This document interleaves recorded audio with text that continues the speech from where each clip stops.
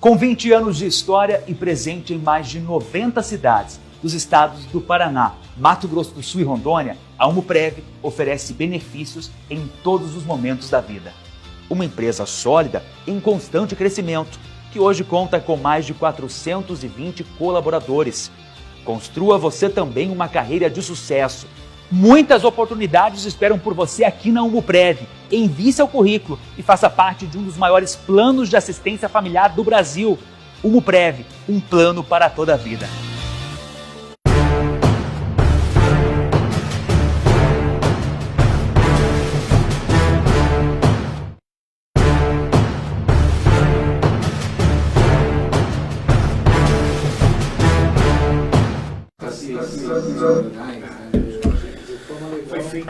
Boa noite, Toledo. Boa noite, planeta. Como tínhamos combinado e anunciado, hoje Toledo recebe o nosso jurista e político Dr. Deltan Dallagnol, filiado ao Podemos. Ele foi procurador da República de 2003 a 2021 e ganhou a notoriedade por integrar e coordenar a força-tarefa da Lava Jato. Investigou a corrupção na Petrobras e nas outras nossas estatais. Desde 2014, quando foi implementado a Operação Lava Jato, foram aproximadamente 61 fases, resultaram mais de 240 condenações de 159 pessoas em 50 empresas, com 50 processos acusando de lavagem de dinheiro, corrupção passiva, fraude, licitação, organização criminosa, entre outros. No próximo dia 5 de agosto, completam 6 anos em que o doutor esteve aqui em Toledo, palestrando para a sociedade a convite da nosso observatório social, onde Toledo conseguiu obter nada mais, nada menos do que 15% do seu eleitorado, assinando aquele mando das 10 medidas contra a corrupção. E vocês lembram muito bem que a Gazeta fez campanha, inclusive, em favor do combate à corrupção. 15% do eleitorado de Toledo votou. Foi o maior índice do Brasil. Nesse contexto, a vinda do Dr. Deltan, Deltan é por causa do sobrenome. Veio a Toledo, na capital do agro, hoje, para dizer o que ele vai fazer, o que ele veio fazer e por que ele está nessa caminhada política, acima de tudo. Doutor, boa noite, seja bem-vindo ao Urgente Poder da Gazeta, e nós nos sentimos lisonjeados porque aos que gostam, aos que não gostam, mas as pessoas que têm coragem de peitar um sistema corrupto que colocam o seu nome para enfrentar os que fazem da pátria a sua casa, e não de todos, tem que ter peito, tem que ter coragem. E nós, como imprensa, temos uma premissa de trazer isso à tona, a verdade. Doa a quem doer. Nesse contexto, nós queremos ouvi-lo e tem várias perguntas para lhe fazer sobre essa sua caminhada em busca de um cargo político. Boa noite, Dr. Deltan Dallagnol. Seja bem-vindo à Gazeta de Toledo. Boa noite, Eliseu. Boa noite, Toledo. É uma honra, uma alegria estar aqui na capital do agro, da pecuária, do desenvolvimento do Brasil, do Paraná especialmente. E eu quero dizer que eu tenho um carinho especial por Toledo por 2 razões. A primeira razão é porque eu sou de Pato Branco, a capital do mundo, né? E a gente tem uma paixão pelo interior do Paraná, cresceu por aqui. Assim como a de vocês vai ser Toledo, né? Tenho que dizer que eu sou de Pato Branco, cresci aqui no interior do Paraná. Mas você não foi para Globo, né? a artista de lá. Ah, exatamente, foi, a bozena, né? É daí, né? A bozena, né? Teve vários personagens aí, o Rogério Ceni, o Alexandre Pato, né? É verdade. O Pink e o Cérebro, que querem dominar o mundo, dizem que veio de lá. E, então, a primeira razão é por ter morado aqui no interior por bastante tempo, ter um carinho especial por ter crescido aqui na região. E a segunda razão é porque, pelo que você falou, pelo envolvimento, pelo engajamento cívico de Toledo, engajamento dos cidadãos, das pessoas aqui de Toledo, fez com que Toledo se tornasse uma das melhores cidades para se viver no Brasil, fez com que fossem sido coletadas, como você disse, 15% da população assinou as 10 medidas contra a corrupção.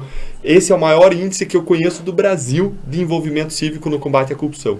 E aí você me coloca, por que agora buscar lutar por mudança? A questão é, vocês assinaram as 10 medidas contra a corrupção, por quê? Porque vocês querem reduzir um dos maiores problemas do Brasil, se não for o maior problema do Brasil, junto com a incompetência. A corrupção e a incompetência, a meu ver, são os grandes problemas do Brasil.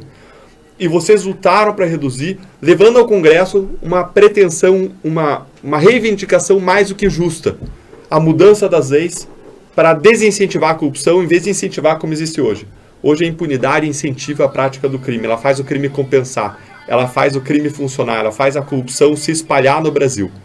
E se a gente tem essa impunidade se espalhando, fazendo a corrupção compensar, a gente quer enfrentar esse problema e as 10 medidas contra a corrupção foram um caminho que a gente encontrou para isso. Toledo se envolveu, a população brasileira se envolveu, a gente conseguiu um número recorde de assinaturas, levou ao Congresso Nacional e o que eles fizeram? Eles destruíram. No dia 29 de novembro de 2016 aconteceram duas coisas. Primeira coisa foi o acidente do time da Chapecoense, que fez o Brasil chorar aquela tragédia.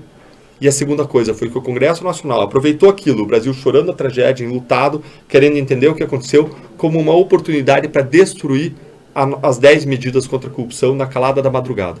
E a gente aprendeu uma preciosa lição. Não adianta colocar as coisas boas, levar as coisas boas nas mãos das pessoas erradas. E se nós queremos mudar o nosso Brasil, a gente precisa mudar por meio da democracia, por meio da política. Nesse contexto hoje, doutor Deltan, como é que você está enxergando a atual situação? STF manda, desmanda, faz a lei, condena, manda prender. A análise do cidadão comum, ele pensa assim, que situação nós estamos vivendo? Eliseu, para a pessoa que nos acompanha, entender o problema, entender bem esse problema sobre o qual você está falando, que é o Supremo, eu vou sistematizar o problema para você entender e entender aquilo que a gente chama de ativismo judicial. O Supremo está relacionado a 3 grandes problemas da nossa justiça hoje. O primeiro problema é a falta de segurança jurídica. Falta de segurança jurídica porque um ministro dá uma liminar derrubando uma lei que foi aprovada por 513 deputados, 81 senadores. Então, um juiz, um ministro derruba toda a vontade da sociedade representada no Congresso Nacional. E aí ele não coloca para votar isso no Supremo. Não é nem o Supremo derrubando. O maior poder do ministro é de engavetar, é de dar liminar e não votar, não colocar em votação. Isso gera insegurança jurídica. Mais do que isso, a gente não tem um sistema de precedentes. Por a gente não ter um sistema de precedentes, o Tribunal do Paraná decide que uma regra tributária precisa ser de um jeito, o Tribunal de Santa Catarina é de outro jeito, o Supremo Tribunal de outro jeito, e os tribunais de baixo não precisam respeitar a decisão do Supremo. E aí o empresário não sabe nem o que fazer para estar em dia com as suas obrigações tributárias. E mais, o próprio tribunal não precisa obedecer às suas decisões. E aí o Supremo Tribunal Federal, uma hora fala que pode prisão em segunda instância, outra hora fala que não pode, depois volta atrás de novo. E a gente vive numa balbúrdia, numa casa da mãe Joana, em que cada um faz o que quer. Esse é o primeiro problema, insegurança jurídica. Uma das causas da insegurança jurídica, além daquilo que eu falei, é o ativismo judicial. Vamos entrar então nesse segundo problema do ativismo judicial, que é uma das causas da segurança jurídica que vai muito além do ativismo, mas o ativismo é um problema muito sério. O que é o ativismo judicial? É o Supremo Tribunal Federal mudar leis, colocar abaixo leis, criar leis da cabeça deles, quando eles não foram feitos para isso. Quem foi feito para isso é o Congresso Nacional. Então o Supremo invade a competência do Congresso, ou invade a competência da presidência, do presidente da República, competências constitucionais do presidente, e o Supremo invade as competências quando não deveria fazer isso, quando deveria estar dentro das suas competências legalmente estabelecidas, dentro das suas atribuições. Isso é o que se chama de ativismo judicial. E o ativismo judicial ele pode ser de dois tipos. Ele pode ser majoritário quando o Supremo faz isso, mas de acordo com a vontade da sociedade. Por exemplo, quando o Supremo Tribunal Federal proíbe o nepotismo, que é a contratação por políticos e parentes. Isso foi um ativismo judicial, mas que representa a sociedade. Agora, o problema é que várias vezes o ativismo judicial é contra-majoritário. Ele contraria a vontade da sociedade, contraria o que o Congresso estabeleceu, representando a sociedade, como, por exemplo, quando o Supremo Tribunal Federal quer permitir o aborto até 3 meses de idade. Quando o Congresso já proibiu o aborto até 3 meses de idade. Ou seja, o Congresso já falou qual é a vontade da sociedade, basta ver em qualquer pesquisa. E aí o Supremo vai e muda isso, estabelecendo uma visão de esquerda progressista de alguns dos seus ministros. E passando por cima da vontade da sociedade. Isso acontece em uma série de decisões e isso gera toda a indignação da sociedade que, na sua maioria, é conservadora. Esse é o problema do ativismo judicial. Mas tem um problema ainda pior do que esse, Eliseu, que é o problema do abuso, do arbítrio judicial, da juristocracia, que acontece quando o Supremo Tribunal Federal rasga a Constituição e faz o que quer em favor dos seus próprios ministros ou em favor de interesses políticos. Isso acontece, por exemplo, quando o Supremo se vinga de Daniel Silveira, num julgamento que passa por cima da imunidade parlamentar. Eu não defendo o que Daniel Silveira fez, ele tinha que ter sido cassado pelo parlamento, mas o que o Supremo fez no julgamento foi vingança. Aconteceu arbítrio judicial quando Lewandowski, no impeachment da Dilma, rasgou a Constituição e não condenou ela a ser inelegível por 8 anos, contrariando o texto expresso da Constituição. Acontece abuso judicial quando o ministro Alexandre de Moraes manda um ofício para a Receita mandando parar de investigar os ministros do Supremo. O que é isso? São ininvestigáveis agora? Se o ministro do Supremo quisesse parar uma investigação da Receita por ser indevida, ele tinha que ir, como qualquer cidadão, diante de um juiz concursado e técnico da primeira instância e pedir para parar. Mas a Receita aprovou que a investigação era devida, seguia critérios objetivos, e eles mandaram parar numa canetada, sem ter poder, sem nem ter uma petição de alguém pedindo. Do nada. O cara pegou e canetou. Isso é abuso de poder.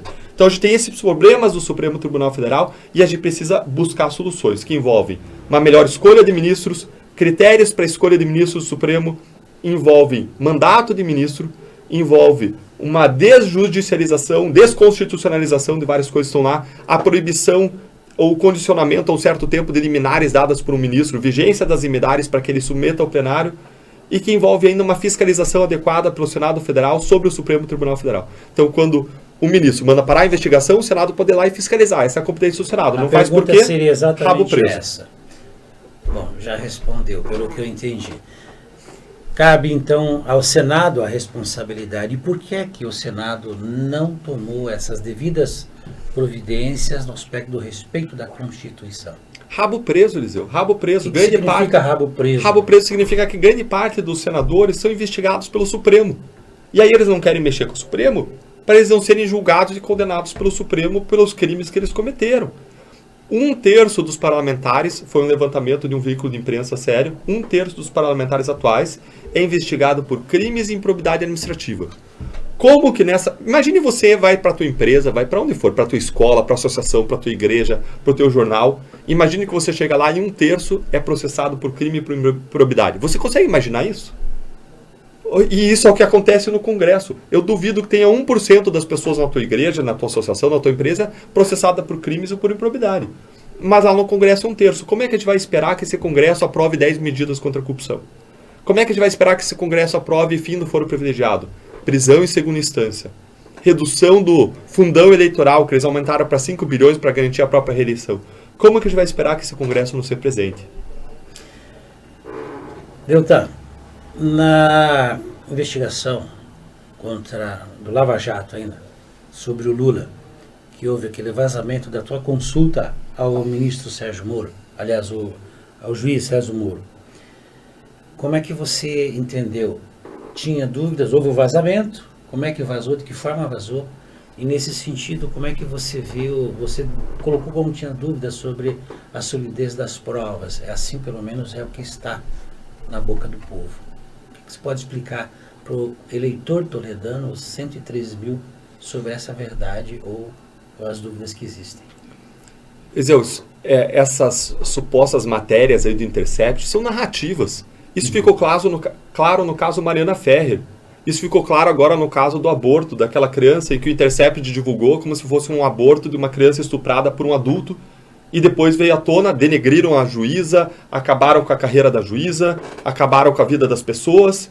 E aí depois veio à tona que não, era a menina que namorava um outro menino da praticamente a mesma idade, que morava na mesma casa. Então o Intercept ele manipula a informação, ele distorce, ele esconde, para criar narrativas favoráveis às suas pautas. Como nesse caso o Intercept tem uma pauta de esquerda, pró-aborto, e ele queria manipular a opinião pública em favor da sua pauta. É isso que o Intercept faz. Aquilo que o Intercept divulgou foi fofoca querendo bancar de escândalo, para usar a expressão de um procurador de justiça de São Paulo, que eu admiro muito, uma referência nacional. Falou, é fofoca querendo bancar de escândalo. Não tem nada de errado feito na Lava Jato.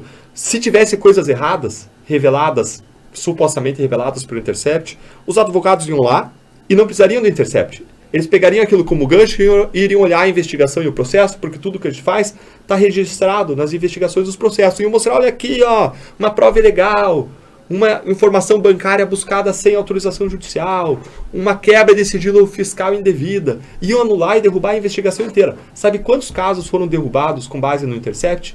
0. Nenhum, porque tudo que a gente fez foi baseado em fatos, em provas e na lei. Mas existiram essas narrativas criadas pelo Intercept. E quando a gente fala do caso Lula, o caso Lula é um caso de provas sólidas. Quem diz isso não é Deltan, são 15 a 20 procuradores que atuaram nesse caso de modo uniforme, unânime, apresentaram a acusação. Quem diz isso não é só o juiz federal que condenou, ex-juiz federal Sérgio Moro. Esse caso foi revisado inteiro por 3 desembargadores independentes. O que eles fizeram? Mantiveram a condenação, dizendo que tem provas não só de lavagem de dinheiro por meio do triplex, mas de corrupção de mais de 10 milhões na Petrobras. As pessoas se enganam, acham que ele foi acusado por um triplex. Não, foi acusado por corrupção de mais de 10 milhões de reais na Petrobras e por lavagem de dinheiro por meio de um triplex. E aí isso foi para a terceira instância, com vários ministros colocados pelo próprio Lula ou pela Dilma. E o que os ministros fizeram? Confirmaram mais uma vez a condenação, dizendo que tem fartas provas.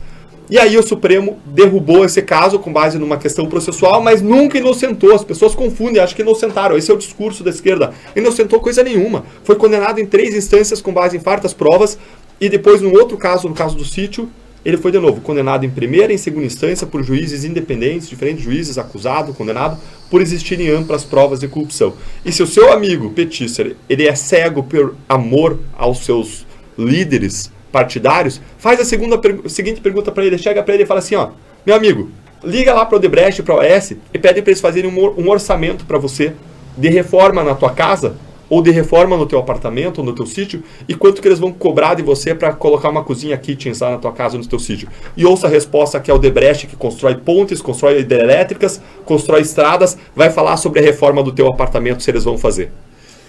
Por que então Lula está solto e elegível? Ele está solto porque o Supremo Tribunal Federal está soltando todo mundo, está derrubando as condenações, porque assim sempre funcionou no Brasil até Lava Jato.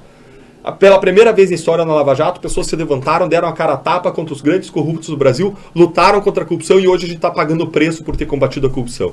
Porque o sistema está buscando a impunidade dos responsabilizados, dos corruptos, está promovendo a impunidade, mudando as regras para anular condenações, e o sistema está não só querendo isso, mas está querendo se vingar de quem combateu a corrupção.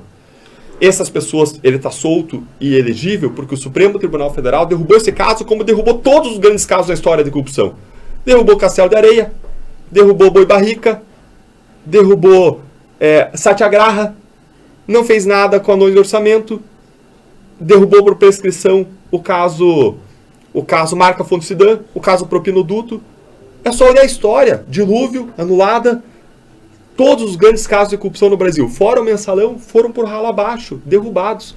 O Mensalão foi ponto fora da curva, a Lava Jato a gente achou que seria, mas agora o sistema está voltando ao seu padrão normal, de anular, derrubar e salvar, livrar a pele dos grandes corruptos. Doutor Deltan, eu preciso saber qual hoje a confiança que você tem, se você realmente acredita e confia no Dr. Sérgio Moro. Eu sempre tive uma relação profissional e de admiração profissional com o Sérgio Moro. A gente nunca teve uma relação pessoal. Às vezes as pessoas acham que a gente era amigo. Para você ter ideia, eu trabalhei em 10 anos perante a vara federal em que atuava o ex-juiz federal Sérgio Moro. Mas por uma questão profissional, a gente mantinha um certo distanciamento, ainda que uma boa relação profissional. Então, eu nunca fui a uma festa de aniversário dele. Ele nunca foi a minha festa de aniversário. Eu nunca fui à casa dele até o final da Lava Jato. Eu casei ao longo desse tempo e eu não convidei ele para minha festa de casamento. que é uma coisa até que socialmente você convida. Mas eu não convidei, porque a gente nunca foi amigo íntimo, nunca teve uma relação pessoal. Mas eu sempre tive uma relação de respeito profissional, de admiração profissional, porque ele é um dos melhores juízes que, não só eu, mas todos os meus colegas já viram. Ele era competente, tecnicamente bom, preparado, ele julgava as coisas com celeridade, com firmeza, e defendendo a sociedade e as vítimas dos crimes. E é uma pessoa íntegra e preparada. E é íntegra e preparada para assumir, a meu ver, qualquer cargo, assim como a gente tem outras pessoas íntegras e preparadas, como outros concorrentes, inclusive a mesma vaga agora do Senado Federal, como o senador Álvaro Dias, uma pessoa íntegra e preparada. Não é por eu estar no Ministério Público ou ter saído do Ministério Público, ido para outras arenas, que eu vou mudar minha opinião. Eu sou mesmo Deltan como procurador, como pai, como político. A gente tem que ser a mesma pessoa, senão a gente está sendo uma falsidade. Bom, o Tribunal de Contas recentemente, aliás ontem, né? Essa semana, determinou que as acusações sobre pagamentos irregulares durante a Operação Lava Jato não houve nenhuma irregularidade. Qual a sua opinião, qual a sua versão sobre esse assunto? Eliseu, a área técnica do Tribunal de Contas, dos auditores concursados, que fizeram concurso, que estão lá de modo independente, o que eles falaram? Que o nosso trabalho foi regular e legal. Isso que saiu essa semana. Pela segunda vez, a área técnica, os auditores do Tribunal de Contas falaram: Deltan não fez nada de errado, a Força-Tarefa da Lava Jato fez tudo certo, o Deltan fez tudo certo, as diárias eram corretas, eram legais. O que eram essas diárias pagas a procuradores? Qualquer empresa entende, qualquer funcionário da empresa entende. Se você desloca pessoas de uma cidade para outra para trabalhar, você paga a passagem da pessoa. Se a empresa está deslocando, ela paga a passagem, ela paga hotel, ela paga o transporte, ela paga a alimentação. E isso é determinado pela lei, a lei do Ministério Público, a lei complementar 7593, como as empresas também fazem, manda que se pague isso. E era isso que era feito, era pagas as diárias, pagas as passagens. Por que a gente precisou fazer isso? Porque a gente precisou trazer as melhores pessoas do país, os melhores quadros, especialistas em colaboração premiada, em cooperação internacional, especialistas em corrupção, especialistas em lavar dinheiro, para trabalhar nesse caso que era o maior caso de corrupção da história. E a gente investiu 3 milhões de reais nisso e recuperou 15 bilhões. E aí o ministro Bruno Dantas, do Tribunal de Contas, que é um ministro político, indicado politicamente, quer dizer que isso foi antieconômico. Peraí, você investe 3 milhões e recupera 7 mil, 8 mil vezes mais, recupera 15 bilhões e você quer dizer que isso é antieconômico? Antieconômico onde? Mas por que ele diz isso? Ele diz isso dizendo que essa não era a solução mais econômica, nada. Esse ministro, o ministro Bruno Dantas, ele estava no jantar de lançamento da pré-candidatura do Lula. Ele é afilhado político de Renan Calheiros, pessoas acusadas pela Lava Jato. Quer dizer mais o quê? Aí a área técnica diz que não, que ele está errado, esse político está errado, foi tudo regular, tudo certo. Aí a gente leva esse caso para um juiz concursado técnico na primeira instância. O que o juiz diz? De novo, foi tudo certo. E mais, ainda que tivesse alguma coisa errada, o Deltan não tem nada a ver com isso, porque o Deltan não recebeu, não autorizou, não pagou, não mandou pagar, não opinou nessas diárias. Então tá tudo certo e Deltan não tem nada a ver com isso. E aí eles levam esse caso para um ministro do Superior Tribunal de Justiça. E o que o ministro faz? Esse ministro teve o filho acusado pela Lava Jato. Se você tem um caso lá na SCJ esperando há 5 anos para ser julgado, porque demora, morra de inveja. Esse juiz que teve o filho acusado pela Lava Jato, em 2 dias, ele cortou a liminar e mandou o processo do TCU seguir, que está sendo guiado por aquele ministro político. Então o que a gente vê? É claro, todo mundo vê, todo mundo entende. O que está acontecendo é uma vingança do sistema político contra quem combateu a corrupção. Mas nós não vamos desistir. Se esse é o preço que tem que ser pago, a gente vai pagar o preço, a gente vai seguir em frente, a gente vai lutar contra essas injustiças e a gente vai seguir combatendo a corrupção, porque a gente precisa de pessoas combatendo a corrupção que deem esse passo à frente. E eu quero agradecer porque quando a gente teve as maiores reveses, as maiores dificuldades, a população paranaense brasileira sempre esteve do nosso lado. Você não tem medo, quer dizer, depois desse parecer, tu acredita que não haverá mais retaliações a você, a tua candidatura, a tua pré-candidatura e mais... eles não vão tentar aplicar em você a Lei 64 de 1990? Eles vão tentar de tudo. Eles vão tentar de tudo, eles não vão parar. Veja o que aconteceu no caso em que o Lula pediu uma indenização de mim. O Lula estava pedindo uma indenização de R$1 milhão contra mim. Aí ele pediu, a justiça da primeira instância, o juiz concursado riu, falou que absurdo, Deltan estava fazendo o trabalho dele ao levar a acusação. Lula foi condenado em primeira, segunda, terceira instância. Foi para o Tribunal de Contas, foi para o Tribunal de Justiça, a segunda instância. Juízes concursados falaram, absurdo, ridículo. Deltan estava fazendo o trabalho dele, nada de errado. Aí foi para a SCJ. Os meus advogados falaram assim, Deltan, não se preocupe, você ganhou na justiça, na primeira, segunda instância, e esse caso não pode ser revertido. Porque existe uma regra que se chama súmula 7 do STJ, que diz, o STJ ele não revisa fatos e provas. E para reverter essa condenação, eles precisariam reanalisar os fatos e as provas. Então eles não vão fazer isso. Em segundo lugar, o Supremo Tribunal Federal tem um entendimento vinculante de que esse tipo de caso não pode ser oferecido contra o agente público, tem que ser contra a União. E a União já falou que você atua corretamente em vários pareceres, então não tem risco para você. Mas o que aconteceu? Foi para o STJ, e lá tinha 2 ministros colocados pelo próprio Lula, 2 colocados pela Dilma, e o que eles fizeram? Reverteram, fizeram uma ginástica e me condenaram. E, de novo, sistema perseguindo quem combateu a corrupção. O cara condenado em 3 instâncias saiu solto, sem pagar R$1 com dinheiro no bolso, e quem combateu a corrupção vai ter que pagar agora para o cara que foi condenado por corrupção. É isso? É esse o país que a gente quer? E aquele dia em que isso aconteceu, eu fui dormir frustrado, triste, indignado. Eu fui dormir de joelhos, colocando minha tristeza, minha indignação diante de Deus. E o que aconteceu no dia seguinte foi algo inimaginável. Foi infinitamente mais do que eu poderia sonhar, imaginar ou pensar. No dia seguinte eu acordei, olhei meu celular, minha esposa falou, meu amor, entraram aqui uns Pix na nossa conta, o que é isso aqui? Eu falei, entrei lá, não conhecia as pessoas, falei, deve ter sido algum engano, eu não sei. E as pessoas começaram a procurar o meu CPF nos processos, colocar nos diferentes bancos, para ver onde que eu usava o CPF como código Pix, começaram a fazer Pix. 10, 15, 50 reais, 70 reais, eu comecei a receber vídeos de funcionária doméstica, pedreiro, empresário, pessoas, cantores fazendo Pix de vários valores, e começou a chover Pix na minha conta, e aquilo chegou a 50 mil reais, a 100 mil reais, a 200 mil reais. Imagine você vendo isso acontecer na tua conta, chegou a 300 mil reais. Eu falei, pessoal, pode parar de doar.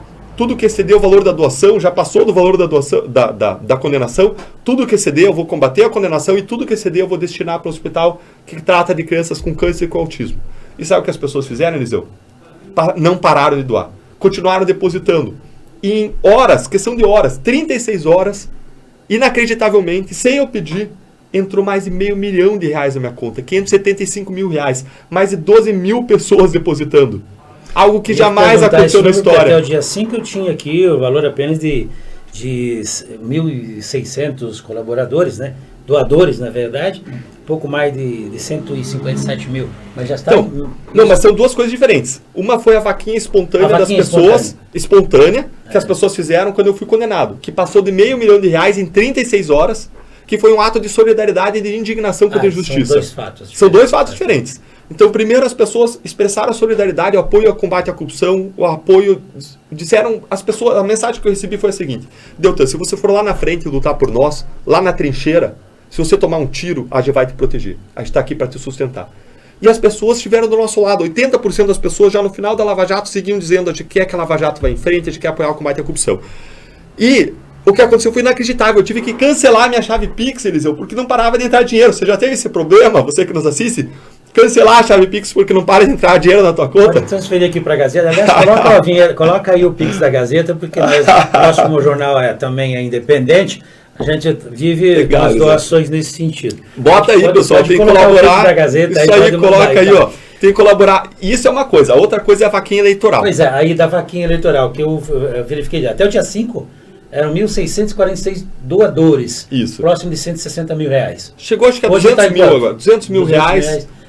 Aumentou o número de doadores. E esse valor de doação para a vaquinha eleitoral Mas antes de contar uma coisa, algumas pessoas da imprensa tradicional, que não são as pessoas aqui da imprensa, aqui independente, aqui, que sustentada pelo Pix, que você faz, não deixe de fazer o Pix aqui para a Gazeta. Algumas pessoas, elas falaram, não, o combate à corrupção está em baixa, não tem mais apoio da sociedade. Gente, 80% da sociedade, uma unanimidade, apoiava a Lava Jato já no final e queria que ela fosse em frente.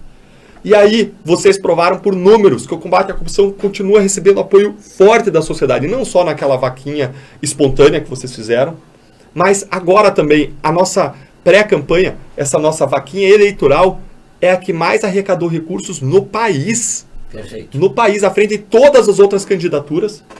A gente está à frente de todo mundo porque você está se envolvendo, porque você está dizendo, eu quero mostrar para aqueles corruptos de Brasília que a integridade, que o brasileiro de bem, que o combate à corrupção também contra-atacam. Não é só a corrupção que contra-ataca quem combateu a corrupção. A integridade dos brasileiros, bem, a gente está do lado de quem combate a corrupção, de quem está lutando pelas nossas causas. Isso fez com que essa vaquinha chegasse a mais de 200 mil reais, de modo extraordinário. Estamos na frente de todas as outras pessoas, todos os outros candidatos do país, porque vocês acreditam nessas boas causas, porque vocês estão nos apoiando, porque vocês querem ver a Lava Jato no Congresso Nacional. Essa semana, a Gilmar Mendes se pronunciou publicamente como coisas assim, referindo-se a Bia Kicis, a deputada federal, e também, tipo assim, como lhe disse o Hélio, aquele cidadão da cor negra, né, ou afrodescendente, como vocês queiram que a gente pronuncie. Como é que você interpreta essa situação? É evidente que, se você fazer uma análise dos abusos de poder, também se tornou um cargo cômico, desrespeitoso? Gilmar Mendes já extrapolou todos os limites do judiciário nas entrevistas, xingando os procuradores da Lava Jato, e depois se julga isento para avaliar os casos da Lava Jato. Ele xingava a gente. Ele falava coisas absurdas, sem qualquer fundamento em prova, ele nos atacava. Agora, ser xingado por Gilmar Mendes é um elogio. Eu vou botar lá na parede da minha casa, xingado por Gilmar Mendes, porque quando você é xingado por alguém com o qual você não concorda, que está destruindo o combate à corrupção, que tem ligações com todos os políticos, de ligação lá para Aécio Neves, para a pessoa que sofre busca pressão, ele liga, se relaciona com as pessoas que estão do lado errado da história, ser xingado por essa pessoa é um elogio. É algo que mostra que eu estou no caminho certo, que eu estou fazendo a coisa certa, que eu estou defendendo de verdade os brasileiros. E são casos como o dele que nos mostram que o sistema não está funcionando, que o sistema de freios e contrapesos não está funcionando, porque essa é uma pessoa que começou a ser investigada, a sua família, pela Receita Federal, e eles deram uma canetada para mandar parar a investigação. O que Gilmar Mendes está escondendo? É esse tipo de pessoa que está à frente está no Supremo Tribunal Federal, cometendo uma série de abusos há muito tempo, e que nos mostra que o sistema não está funcionando. A gente precisa de um Senado que se oponha, que coloca limites em pessoas como Gilmar Mendes, que se acham isentas para julgar a Lava Jato, xingando a Lava Jato, dando entrevistas sobre a Lava Jato, dando entrevistas sobre o caso Lula, coisa que, pela própria lei da magistratura, impediria ele de fazer o julgamento. Mas, pasmem, o Supremo Tribunal Federal jamais julgou uma suspeição dos seus ministros. Nós, na Lava Jato, nós alegamos a suspeição do Gilmar Mendes. Ele se julga insuspeito para julgar os outros, mas jamais julgaram a suspeição do ministro Gilmar Mendes.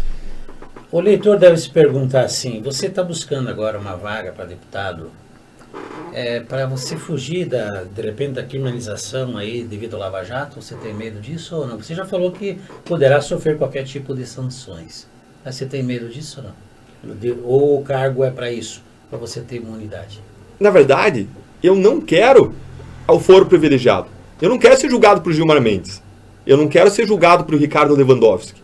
Eu quero ser julgado por um juiz técnico, concursado da primeira instância. Eu não quero ser julgado por um juiz que o filho foi acusado por corrupção no STJ. Eu quero ser julgado pelo juiz da primeira instância e falou: essa atuação do Tribunal de Contas contra a Lava Jato é absurda. Tem indicativos, ele falou, de quebra de impessoalidade do ministro Bruno Dantas. Por quê? O juiz técnico concursado, vendo o que está acontecendo, vendo os absurdos, vai e fala: eu quero ser julgado por um juiz de primeira instância. Agora, se a gente quer fazer a mudança que a gente precisa no país, a gente precisa fazer essa mudança no sistema político, de dentro para fora, indo ao Congresso Nacional.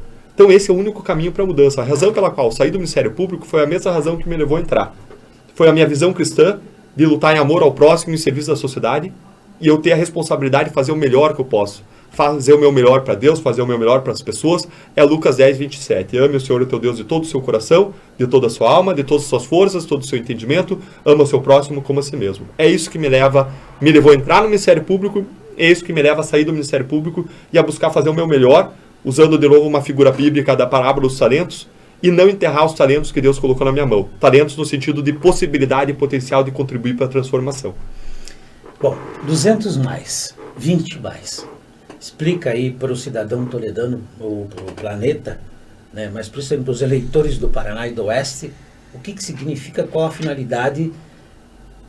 Tá óbvia para quem entende um pouco de política, que é para botar pessoas que tenham esse cerne político da transformação, da transparência, do combate à corrupção. Explica que projeto que é isso, para que o pessoal entenda esses números, 200 mais e 20 mais. Bom, se você nos acompanhou até aqui, se você concorda com grande parte do que a gente falou, não precisa concordar com tudo, a democracia é o lugar da pluralidade, da discordância respeitosa. Agora, se você, como nós, quer um Congresso melhor, basta uma pessoa estar lá no Congresso para mudar o Congresso? É evidente que não. São 513 deputados, 81 senadores. Se nós queremos mudar o Brasil, a gente precisa invadir o Congresso Nacional, mas não como a gente invadiu em 2013, indo lá pro teto. Aquilo lá não é o que vai fazer a diferença. A gente precisa invadir democraticamente pelo voto, invadindo com mais de 200 deputados e senadores que têm compromissos básicos com a sociedade. E para isso surgiu o movimento, o projeto 200+, que é um projeto da sociedade que a gente apoia, não é um projeto meu, é um projeto apartidário, que o objetivo é filtrar no mar de candidatos e mostrar para você, lá no site 200+, que pode receber o teu apoio. Quando você apoiar, você passa a receber os materiais, informações para você divulgar no WhatsApp, para tua tia, para tua avó, no grupo da família, no grupo da profissão. E esse projeto ele vai filtrar do mar de candidatos quem são aqueles que têm 3 compromissos básicos com os brasileiros. Combate à corrupção, fim ou redução do fundo eleitoral bilionário, e em terceiro lugar, preparação política, porque a gente quer pessoas preparadas para enfrentar os desafios do Brasil. E os 20? Os 20+ é o reflexo do 200+ para o Paraná. Os 20+ se inspiraram no 200+ e pessoas falaram, olha, a gente não precisa só de um Congresso Nacional melhor, a gente precisa de uma Assembleia Legislativa melhor também. A gente precisa aqui no Paraná também.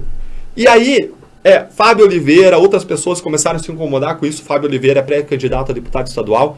Ele estava lá também numa posição confortável dentro de uma grande empresa. E aí eu liguei para ele. Ele fala que assim, se tivesse... Ele pergunta para as pessoas, você já se arrependeu de uma ligação que você recebeu? Porque ele recebeu uma ligação, eu desafiei ele a sair da zona de conforto e ir para a política para ser pré-candidato. E eu fiz isso por quê? Porque eu conheço ele há mais de década, porque ele foi líder de célula, líder de Ministério de Casais comigo. Mas mais do que isso, ele é uma pessoa preparada. Ele foi líder do movimento anticorrupção, ele fez especialização em políticas públicas. Ele tem uma série de especializações e ele é uma pessoa preparada para isso. E eu chamei ele saiu. E aí ele falou, olha, Deltan, se tem o 200+ para o Congresso, a gente precisa também de um 20+ para a Assembleia, porque a gente tem 50 e poucos deputados estaduais e a gente precisa de pessoas também com compromisso com preparação política, com compromisso com a fiscalização para evitar casos como o do pedágio e com compromisso com a transparência, para evitar diários secretos e gafanhotos quando você tinha um monte de funcionário fantasma na Assembleia, que se você tivesse transparência, você jamais teria acontecido. E aí surgiu o movimento 20+. E quem sabe aqui vocês em Toledo não fazem daqui a 2 anos um projeto igual a esses, que é o projeto... Quantos vereadores vocês têm aqui, Liseu? 19. O projeto 10+, para colocar mais de 10 vereadores com os compromissos básicos que vocês querem aqui para Toledo. Se nós queremos a solução para os problemas do Brasil, a gente precisa parar de esperar que isso caia no nosso colo. Vamos fazer como a gente faz na agricultura, na pecuária. Vamos seguir a cultura do paranaense, a cultura de trabalho. Vamos arregaçar as mangas e trabalhar para construir o país que a gente quer por meio da boa política, colocando na Assembleia, na Câmara de Vereadores, no Congresso, pessoas comprometidas com aquilo que a gente quer. E para isso acontecer, a gente precisa de conscientização e de mobilização.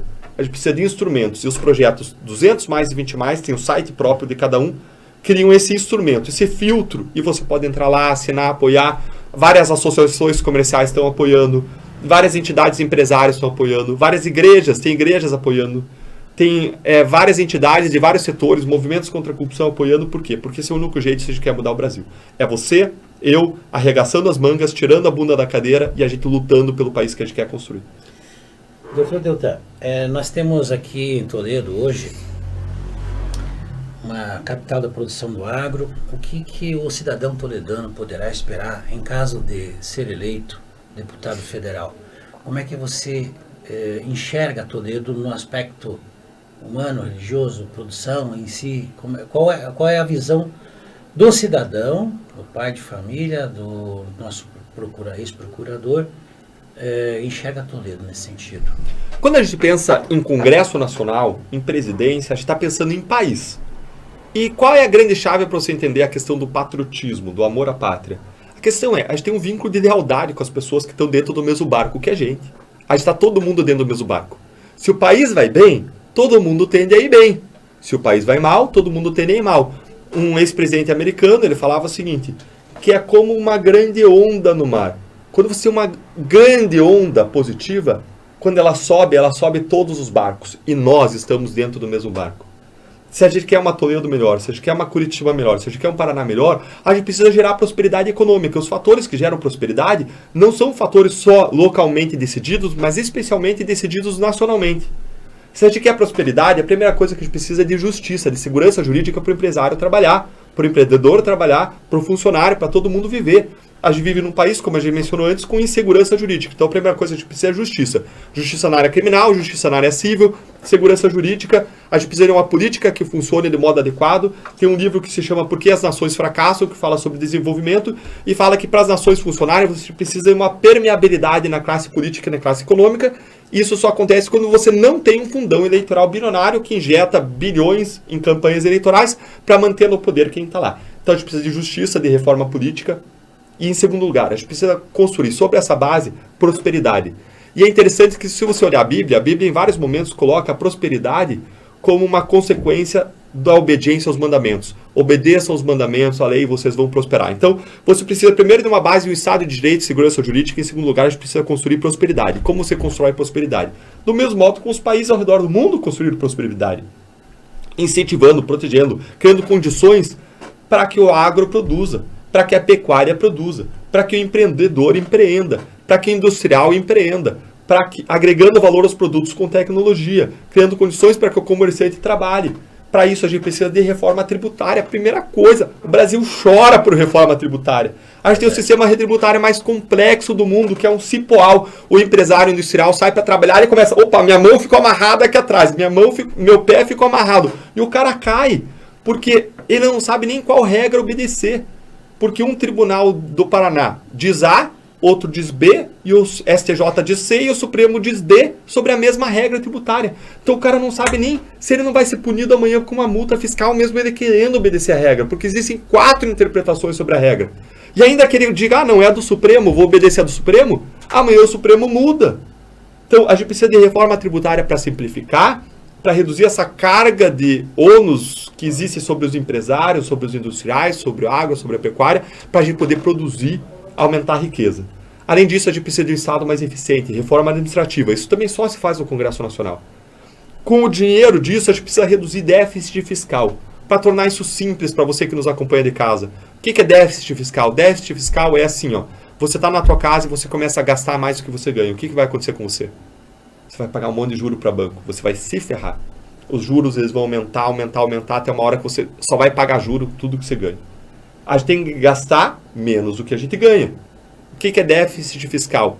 É a dívida pública crescendo porque a gente está gastando muito mais do que a gente ganha. Uma hora o rombo estoura. Esse déficit fiscal faz com que o juro fique muito alto. Aí você se pergunta, por que o juro é alto meu no banco? Por que o juro para o empréstimo, para o comerciante e para o industrial é alto? Porque a gente tem um déficit fiscal. Ele só vai resolver diminuindo o déficit fiscal. E diminuindo o déficit fiscal, colocando as nossas contas da nossa casa em ordem, a gente precisa investir para as 2 condições centrais para o desenvolvimento econômico de qualquer nação. Infraestrutura e educação. E educação precisa não só de dinheiro, educação precisa de reforma, porque a nossa pirâmide educacional é invertida, Eliseu. A gente investe muito em ensino superior e pouco em ensino básico fundamental, quando é esse ensino que gera que diminui a desigualdade social e que aumenta a nossa capacidade de produção. A gente precisa desinverter essa pirâmide. E, uma vez que a gente tem a justiça e tem a prosperidade, a gente precisa também cuidar das pessoas, proteger a vida, a família, contra todo tipo de violência. A gente precisa proteger as pessoas contra as drogas, contra a pedofilia, e a gente precisa promover o cuidado com as pessoas mais vulneráveis da sociedade, como as pessoas com deficiência. A gente precisa, por exemplo, de uma política pública nacional para autismo. Porque crianças com autismo no SUS não tem 1 hora de tratamento, quando no sistema privado tem 25 horas semanais de tratamento. E se a criança que não tem tratamento hoje, sabe o que vai acontecer com ela? Vai precisar do pai ou da mãe, tempo integral com ela, porque ela não vai saber fazer higiene básica, não vai ter uma vida independente. Isso vai empatar uma criança que não vai ter vida independente, um pai ou uma mãe que não vão ser economicamente produtivos. Fora toda a questão humana, toda a tragédia humana envolvida, toda a questão de dignidade. E se você tiver investimento adequado na criança autista, você não só vai desenvolver ela, que pode ser economicamente produtiva, mas o pai e a mãe vão ter autonomia para também serem, produzem riqueza. E isso se torna uma questão muito grave quando você tem um índice norte-americano que mostra que 1 pessoa a cada 40 pessoas é autista. 1 a cada 40, uma epidemia de autismo no mundo. E estudos americanos mostram que o investimento agora no autismo, na infância precoce, vale a pena economicamente para o futuro. Mas enquanto as crianças que têm acesso ao plano de saúde têm 25 horas de tratamento semanal, a que está no SUS sabe quantas horas tem? Nenhuma de tratamento de terapia comportamental, que é o que precisa uma criança autista. Então tem muito para a gente evoluir em várias áreas, tem várias propostas, isso vai impactar Toledo, Paraná e o Brasil, a gente precisa ter atenção, a gente precisa desenvolver, e é aquilo lá, quando a gente tem a onda passando para melhorar o país, todo mundo sobe junto. Deltan, esses números que você recebeu de cifras, percentual é do Paraná maior ou é Brasil todo? Brasil todo, Eliseu. Brasil todo. Brasil todo. Existe um grande engajamento dos paranaenses com a Lava Jato, é um orgulho do Paraná. A pergunta é exatamente para ver se isso pode ser transformado em votos, né? Mas eu posso falar, ele não pode. Senão vão querer caçar ele também aqui nesse sentido. Mas se transformasse em votos, né? A eleição está aí. Quando é que vai ser as convenções do partido e como é que está a tua agenda para o oeste do Paraná? As convenções do partido, que é o momento em que o partido decide quem vai ser candidato a quê, acontece lá no finalzinho do mês, num domingo, é 30 ou 31 de julho. Eu sou confuso quanto a data porque mudou, ia ser um dia e passou para o dia seguinte, vai ser num domingo.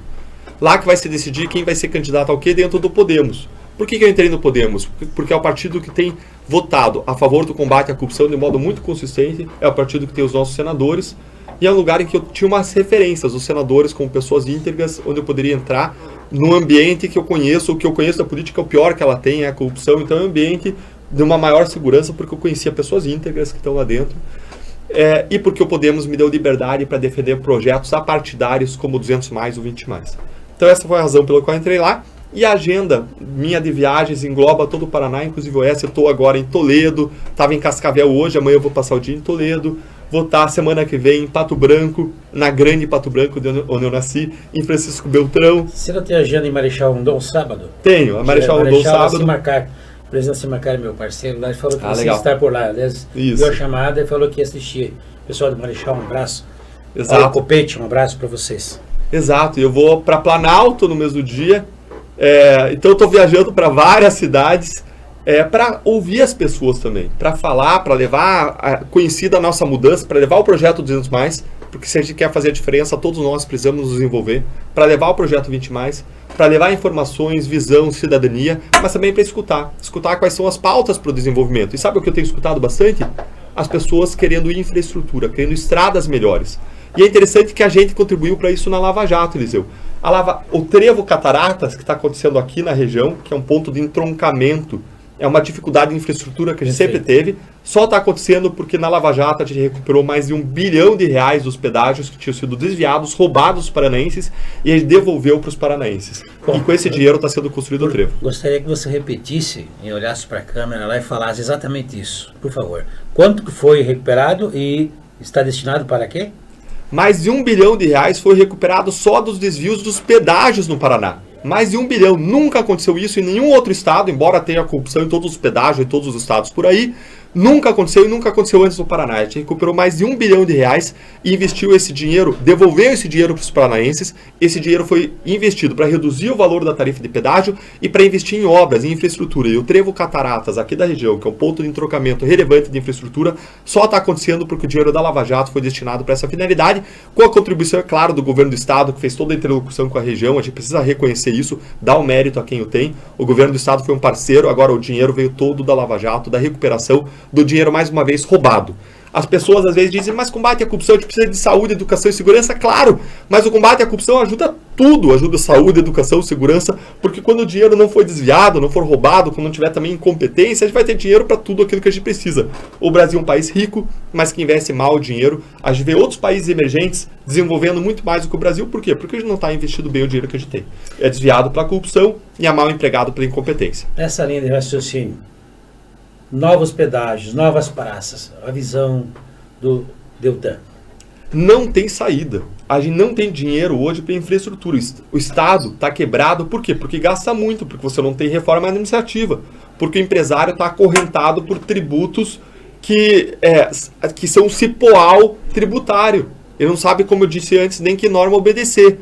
Então, a gente não tem recursos hoje para investir em infraestrutura como Estado. O Trevo Catarata só saiu porque a Lava Jato recuperou mais de R$1 bilhão, senão não ia sair porque não tinha dinheiro. É o que nos disse o secretário de Obras aqui, de Infraestrutura aqui do Estado do Paraná, que colaborou com isso. Salvo engano, o Sandro Alex colaborou, é alguém que a gente precisa reconhecer, contribuiu para que isso acontecesse. Eles fizeram toda a interlocução com as empreiteiras depois que a gente recuperou o dinheiro para que fizesse isso acontecer, para que as obras acontecessem.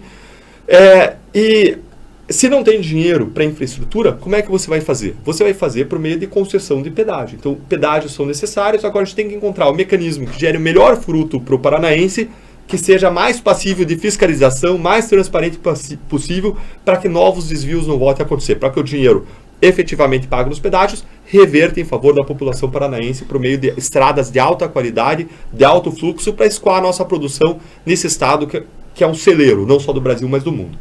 Bom, nós estamos chegando ao final da entrevista, já estamos com 1 hora praticamente. Dr. Deltan, eu costumo encerrar as entrevistas fazendo um ping-pong, começando por Brasília. Jair Messias Bolsonaro, pro Deltan Dallagnol. Jair Messias Bolsonaro é uma pessoa que foi à presidência com uma pauta anticorrupção muito forte, foi com uma pauta de renovação, de não fazer alianças, chegou lá e descobriu o que todos nós sabemos hoje, que nenhum presidente governa sem o Congresso. Nenhum presidente governa. Por isso, ele nos passou uma grande lição, que se você quer um Brasil melhor, não adianta olhar só para o presidente, você precisa de um Congresso bom, senão o presidente vai ficar refém de negociata, de fisiologismo, de corrupção, de toma lá da cá. E eu gostaria que o presidente atual tivesse dado mais atenção ao combate à corrupção, como ele prometeu em campanha. Eu tenho algumas divergências, mas eu já expressei publicamente que entre Bolsonaro e Lula, e ainda que eu tenha diferenças, ainda que eu discorde em vários pontos do governo, eu não tenho dúvida nenhuma. Eu não quero que PT e o ex-presidente Lula voltem para a cena do crime. A pior coisa que pode acontecer para o Brasil, na minha perspectiva, é o PT e Lula voltarem para a cena do crime. Ratinho Júnior. É um governador que foi reconhecido pelo seu trabalho, tem a aprovação da grande maioria dos paranaenses e que está se colocando de novo à disposição o seu nome para servir o Paraná. Eu tenho uma boa leitura em relação à Lava Jato, que é onde eu conheci melhor a atuação deles. Eles tiveram um trabalho correto, eles buscaram uma coordenação conosco para trazer benefícios para o estado do Paraná, quando a gente conseguiu recuperar os valores dessas empreiteiras, dessas concessionárias que desviaram aí mais de R$1 bilhão dos pedágios. Antes de perguntar quem é você para você mesmo, suas considerações finais, mais algum assunto que você gostaria de deixar explícito para o nosso internauta da Gazeta, das páginas, das plataformas do jornal? Eu queria dizer para você que se você já teve frustrações, se você está frustrado com o Brasil, se está com vontade de desistir, eu quero dizer que eu já tive vontade de desistir. Todos nós vamos ter frustrações ao longo da nossa vida. A questão é o que a gente faz com as frustrações. Se a gente vai usá-las para ficar uma pessoa rancorosa, amargurada, para desistir, ou para tentar mais, para tentar melhor e para tentar diferente, para perseverar. Injustiças históricas arraigadas à história foram vencidas com perseverança, não foram vencidas da noite para o dia, foram vencidas ao longo de décadas. A luta contra a corrupção, a luta contra a incompetência no Brasil depende de você, de mim, da nossa perseverança, da gente usar a nossa frustração, a nossa indignação como um alimento para a gente ir à frente, para combater, para não desistir. O meu compromisso com você é de não desistir. Ao longo da Lava Jato, eu vi muitas pessoas falando, não desista, Deltan. A gente sabe que vocês estão sofrendo pressão, a gente sabe que vocês estão sofrendo retaliação, a gente sabe que é difícil, a gente sabe que tem pressões, mas não desistam, por favor. Agora eu quero devolver esse pedido para vocês. Não desistam, não vamos desistir do Brasil. Lutar por um Congresso melhor, lutar contra a corrupção é lutar pelo nosso país. Lutar pelo nosso país é lutar pelas pessoas que a gente mais ama na face da terra. E a gente jamais desistiria delas. 2 perguntas para encerrar. Deltan Dallagnol, você não tem medo de o Brasil perder para o estômago? Eu não tenho medo do Brasil perder para o estômago. O brasileiro ele tem 2 ilusões em relação ao ex-presidente Lula. A primeira ilusão decorre da narrativa que foi criada a partir da decisão do Supremo Tribunal Federal no caso Lula. Eles criaram uma narrativa de que Lula foi inocentado, quando não foi. O Supremo não inocentou o ex-presidente Lula. Ele foi condenado em primeira, segunda e terceira instâncias no primeiro caso, e depois no segundo caso, na primeira e na segunda instância, por existirem fortes provas de corrupção e de lavagem de dinheiro. Não só lavagem por um sítio, não só lavagem por triplex, mas corrupção na Petrobras, e ele foi responsabilizado por isso. O que o Supremo fez foi anular com base numa questão processual, como a gente estava conversando antes, como fez em relação a todos os grandes casos de corrupção, fora o mensalão até hoje. Então, Lula não foi inocentado, essa narrativa de que foi inocentado ajuda ele, é um equívoco. O segundo erro de percepção, ao meu ver, é que as pessoas às vezes olham para trás e acham que o governo Lula foi um mar de prosperidade, foi um momento em que o Brasil cresceu. O que aconteceu no governo Lula? A gente teve um boom de commodities. O que é isso? O preço das commodities, da soja, do milho, do trigo, o preço do ferro, daquilo que o Brasil produz, explodiu no mercado internacional. Isso trouxe muito dinheiro no Brasil. E a questão grande aí é o que a gente faria com esse dinheiro. A gente não investiu esse dinheiro onde a gente precisava para gerar crescimento, infraestrutura e educação, não. A gente investiu em uma política de campeões nacionais, em empreiteiras, em obras fora do país, em outros lugares aliados, Cuba. A gente investiu em um BNDES, a gente investiu em consumo, mas não investiu naquilo que precisava para desenvolver o país. Aí algumas pessoas falam, não, mas nesse caso, no governo do PT, teve uma diminuição de desigualdade, teve aumento de riqueza. Sim, teve, mas isso tem desde 1900. Desde 1900, a redução da desigualdade vem melhorando, o crescimento econômico vem acontecendo, mas olha aqui um dado interessante. O governo Lula só foi o 19º melhor de todos os presidentes, ou seja, está longe de ter sido o melhor. O governo Dilma foi o terceiro pior em termos de crescimento econômico. O Brasil cresceu no PIB entre 94 e 2016, cresceu 31%. Agora a questão não é quanto que o Brasil cresceu, é quanto que os outros cresceram, porque lembre que o crescimento vem desde 1900. A redução de pobreza vem desde 1900. A questão é quanto que os outros cresceram. A média dos emergentes de crescimento nesse período foi de 152%. 5 vezes mais do que o Brasil. E aí, foi um governo bom ou ruim? Tá na cara para mim. A gente teve abaixo dos emergentes no combate à miséria. A desigualdade não caiu entre 2001 e 2015. Se pegar o número da desigualdade de 2001 e 2015, ela não caiu. Então, quando a gente olha, o Brasil se tornou um dos 10 países mais perigosos do mundo. E, para fechar com a cereja de bolo, a gente teve mensalão e lava-jato. Os maiores escândalos de corrupção da história do Brasil. Eles sistematizaram, não o combate à corrupção, eles sistematizaram a prática da corrupção, o desvio do dinheiro. O brasileiro quer sim, prato de comida na sua mesa e tem direito a isso. Mas ele não quer ser roubado, não quer, enquanto ele está distraído, ocupado com isso, ele ter a geladeira dele inteira roubada, a casa dele roubada. O brasileiro quer e tem direito a ter pessoas que sejam íntegras, que não desviem dinheiro e que sejam competentes, que gerenciem bem o país, que aproveitem os ciclos de commodities, a riqueza que é produzida para gerar mais desenvolvimento econômico e social.